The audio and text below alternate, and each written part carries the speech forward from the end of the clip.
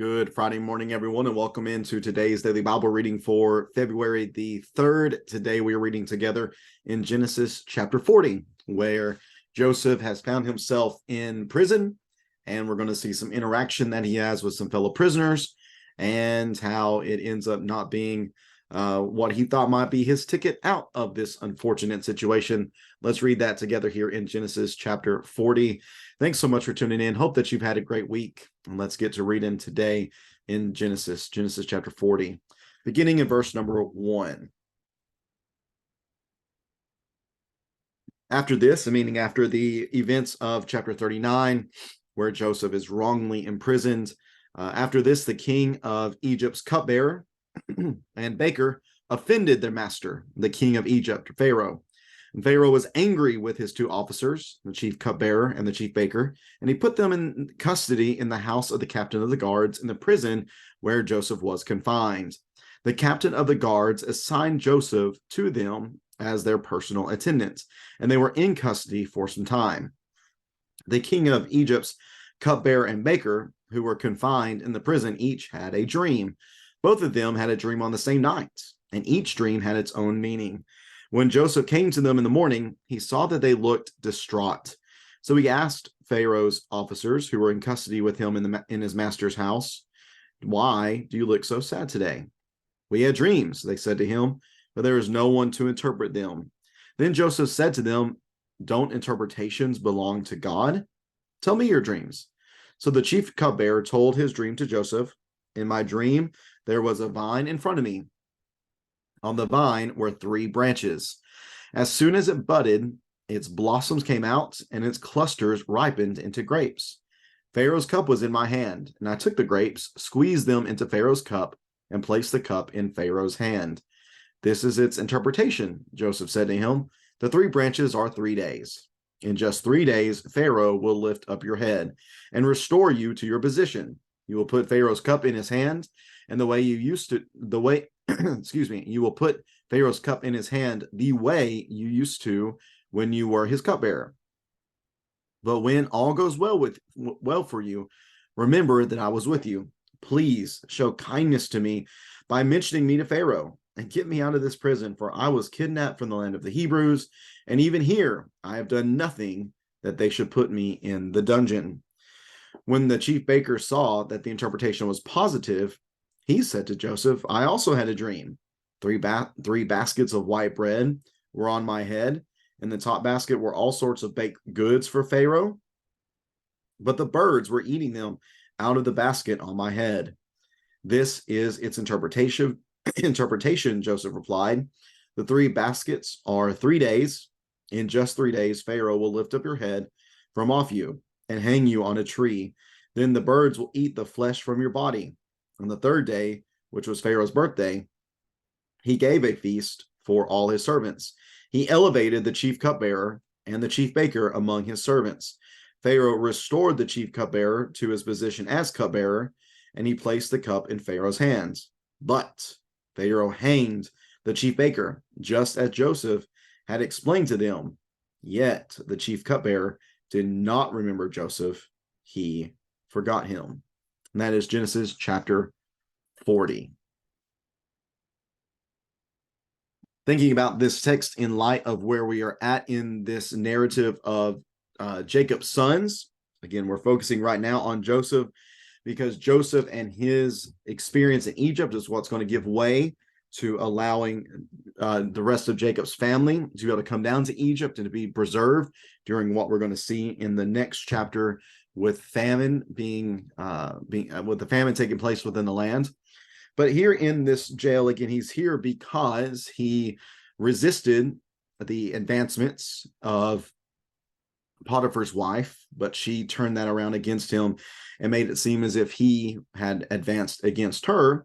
So he is thrown into the prison, but he's not killed. Remember, he could have been killed. It seems that was a very real possibility for his outcome, but instead, Potiphar, maybe because he really liked Joseph and just had a hard time believing Joseph did this, or maybe he didn't trust Joseph, or he didn't trust his wife all that much. Again, Egyptian women were kind of known for being a bit loose. He's put into prison, which would have been someplace, I believe, very close to Potiphar, because this would have been his area of management within the kingdom of Egypt. He would have been the captain of the guards, probably the captain of the prison system as well. And while Joseph is in prison now, he is elevated to an exalted position within the prison, just as he had experience within the household of Potiphar. He is exalted to a good position within the jail as well, and the Lord was taking care of him. So while he is in the text, and this is taking some time between the ages of 17 and 30 for Joseph. He is sold at age 17, and then he is elevated to an exalted position within all of Egypt around the age of 30. So sometime in between them, we'll just guesstimate, say, maybe early 20s, something of that nature. Early 20s, he's in this jail, and there are two VIP members who appear in the jail as well. This would be Pharaoh's cupbearer, the one who was in charge of his drink, and the baker in charge of his food. They had done something that this was a real mistake that they had made. The language leads us to believe that this was not like Joseph, where he was thrown in jail undeservingly. These men were there for a reason. They had done something to offend Pharaoh. They had committed some sort of crime, some sort of transgression against Pharaoh. So he put them there in order to give himself some time to figure out what he is going to do with them. There was still the possibility that they could have been released or they could be killed still. Well, the text tells us, verse number 4, that the captain of the guards assigned Joseph to them as their personal attendant. They were receiving special treatment, again, because they were VIPs. They were very important people within Egypt. And though they were in prison, it would do well for Potiphar and the warden to make sure that they were treated well, given the fact that they still could be released. So Joseph begins to serve them in some sort of capacity wherever he is. Again, he's given responsibility, and his responsibility here is to take care of these two VIPs who are in the jail. Well, the text tells us after that they both have dreams, and Joseph is very perceptive. Joseph cared about these people who he was supposed to serve. He wasn't just brooding and stewing over his negative position. He still cared about other people. So whenever they were distraught, he took notice of that. And not only did he take notice of that, he also asked, "Hey, what's wrong? What's going on with you?" And that's whenever they both shared that they had dreams. Well, Joseph says, don't interpretations belong to God? Because they're upset because they don't have anybody to interpret these dreams. Joseph says, well, don't interpretations belong to God? Tell me your dreams. Is this an act of faith, or is this an act of presumption on Joseph's part?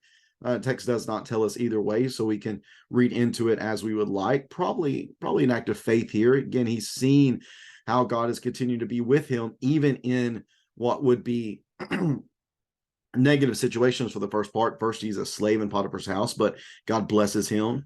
Now he is a prisoner in the jail, yet God blesses him here. Maybe he has a great sense that God is with him and that God will bless him with the ability to help those who are in need here in this moment. So the chief cupbearer begins to share his dream with him. I want to note that there is the repetition of 3 throughout both of these dreams. First, there are 3 branches, and these 3 branches do 3 things. They bud, they blossom, they ripen. And then once he takes the grapes that come from this, then he takes the grapes, he squeezes them, he places them in Pharaoh's cup.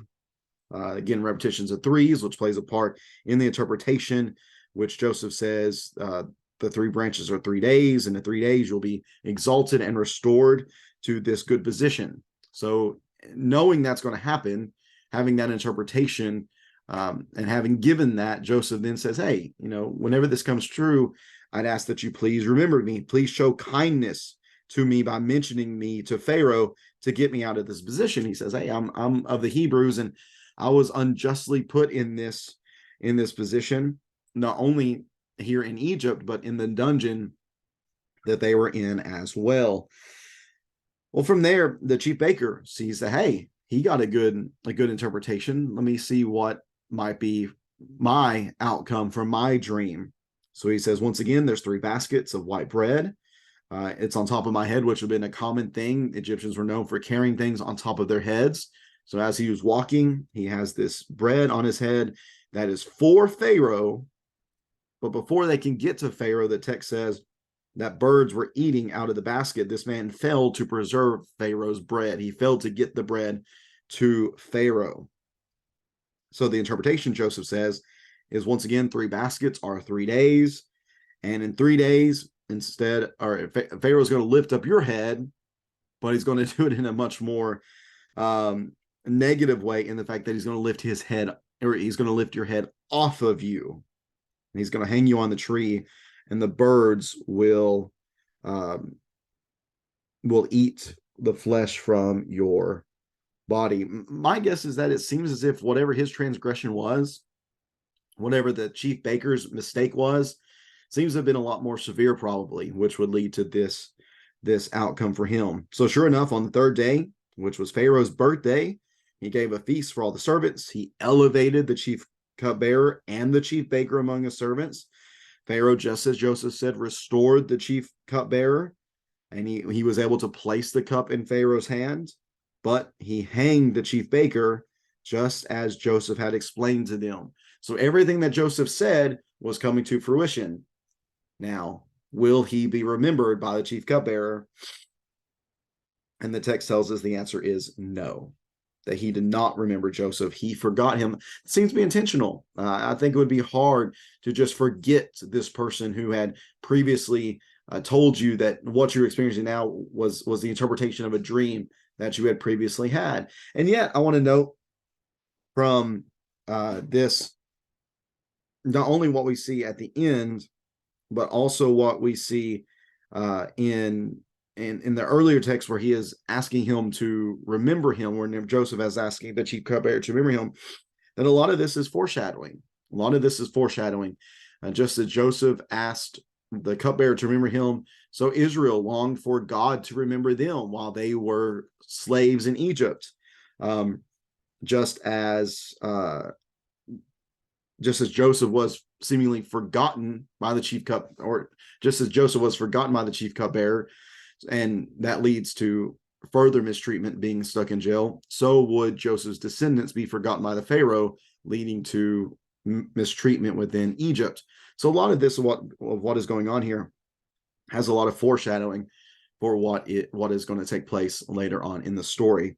But I want to note at this point that there's been three real negative things that have happened to Joseph. His brothers have kidnapped him and sold him in Egypt. He has been falsely accused of a sexual assault by Mrs. Potiphar. And now he has extended kindness to someone, and they have failed to extend that kindness to him. You know, the majority of people, even myself probably, if I was mistreated that way 3 times, and if I just seem to be on a real roll of experiencing mistreatment from people, I probably wouldn't feel as if, that I have a lot to give to other people. I probably wouldn't put my neck out there for others. I probably wouldn't go out of my way to try to help others. I probably wouldn't care too much about what others are going through. And yet here is Joseph, having been mistreated numerous times, being in a position he did not deserve, still noticing that this other person was distraught and seeking to see what the deal was, and then offering to aid them in that. Now it shows a real care that he had for others, even whenever his circumstances were not great. Do we have that type of mindset, that regardless of what the circumstances are that we might be going through, that other people are caring for you, or regardless of what the circumstances are that you might be going through, that you're still willing to care for others, that you're still on the lookout to see how you might be able to help others? I think Joseph shows a great example of that here. And may we be that same type of people. May we not be so inwardly focused on our difficulties that we neglect the opportunities to bless others and to be servants of others. Joseph here seems to keep as good of an attitude as possible, regardless of these negative situations, and may we learn from that too. Appreciate you tuning into this reading on this Friday. Hope you have a great rest of your Friday, and we'll be back at it again tomorrow as we read together in Genesis chapter 41, which is going to tell us of Joseph interpreting some dreams of the big guy now, of Pharaoh, the great Pharaoh, the king of all of Egypt. He has the opportunity to interpret dreams for him, and we're going to see how that helps to progress the story of Joseph in Egypt as we continue on throughout this story. Again, looking forward to reading that with you tomorrow, Genesis chapter 41. Hope you'll tune in then. Take care, and God bless.